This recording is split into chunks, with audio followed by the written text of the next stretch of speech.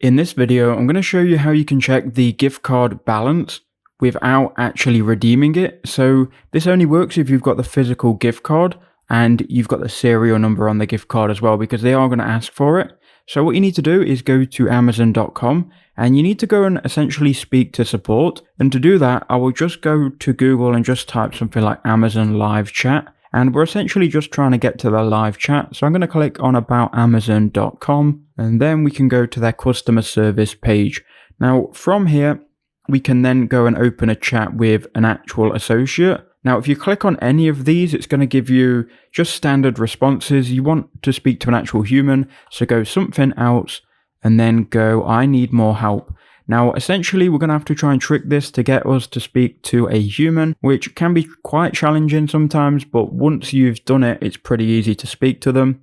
Can you tell us what you need? I'm going to put human, and hopefully we can get speaking to a representative.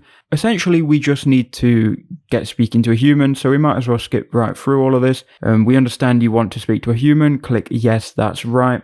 Then click connect with a customer service associate. And then in a second, it's going to ask us again, and we want to click again, chat with an associate now. And then associate is going to join the chat in a second. And what we can do from here is we can just simply explain, hi, I have an Amazon gift card. Can you check how much is on this gift card for me? They're then going to say, sure. Can you share the serial number of your gift card? Now your gift card will probably look something like this or like this.